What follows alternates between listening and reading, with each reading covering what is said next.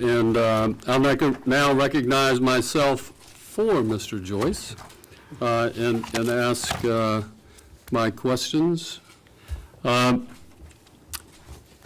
I mentioned in the opening statement, the President's budget significantly underfunds, I believe, the current level of border security capabilities that we have in the field today. So my first question, how do the cuts to border security technology programs like the ATS, the surveillance towers, how does that impact the agency? And if Congress decided to accept the President's budget as is, what kind of consequences would there be for border security operations? So, Mr. Chairman, thank you for your question. Certainly, I recognize the structural deficiencies in the 2024 budget due to timing and some other administrative concerns. That being said, I would look forward to working with Congress to ensure that those structural deficiencies are corrected. Absolutely, and we look forward to working with you on that as well. And kind of following up along that same vein of questioning, among the cuts, this budget proposes a $63 million reduction to Border Patrol pay. Even while we're trying to bring new officers on, how harmful would that be if Congress doesn't fix the hole that's created by this request?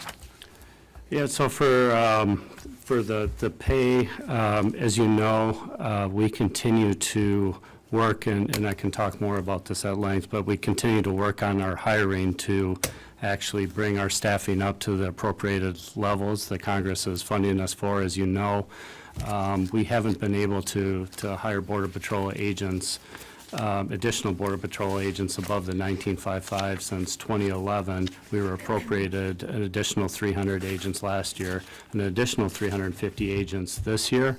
So we're making strides and really looking at our hiring pipeline to ensure that we're increasing recruiting, that we're fixing our academy and our attrition rates and a number of other issues. So, you know, we're confident that we have the funds right now going into next year to hire the additional agents. Do you have a percentage of authorized positions that were filled, that, you know, with your throughput at the academy? So right now, we're sitting at about 19,000 agents, and again, we're authorized 19,855. But how many agents are you putting through the academy in a year when those positions are authorized, like the 350? So we're continuing, I don't have the exact number, I can get back to you on that, but we're continuing to, so if I could, I'll take just a second. Sure. So number one, we looked at our academy, and our attrition rate at the academy was over 30%. So we worked with the chief of the academy to look at why the attrition rate was what it was, and without changing the requirements of the academy. We resequenced some of the testing, got additional mentors for the chief counselor, the legal training.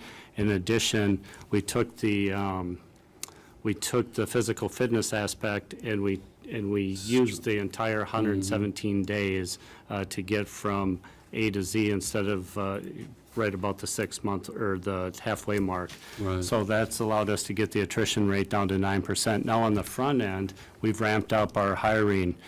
So we need to really get to about 6,000 applications a month, and we were around 4,000. So for the last 2 months, our applications have really driven, and we're getting close to that level. So that's at the front end, that's on the back end. In between, we're looking at our HRM process through our expertise we've learned with the Office of Field Operations when we had a similar hiring surge. So we're confident, and we thank Congress for the flexibility you gave us in the 23 budget, which Right. allowed us to hire Border Patrol processing coordinators while we fix our hiring pipeline. So that's not a direct answer, but we're working on it. No, listen, I'm, as a training center director myself for a very large law enforcement agency, what you did was great management, so thank you for that. Last question, I think, for this round. Commissioner, is CBP ready for a migrant surge? You know, we talk about the numbers of people currently waiting in Mexico when Title 42 goes away. Can you talk about the impact that that's going to have, going from 6,000 encounters a day to up to 18,000 maybe? Can you also tell me in the, let's just leave it there because I don't think you'll have time to answer the second part of that. So, if I may, to start with what we're doing to surge resources to the southwest border, obviously May 11th, Title 42 is going away. We do know that there's a large amount of folks on the north of Mexico.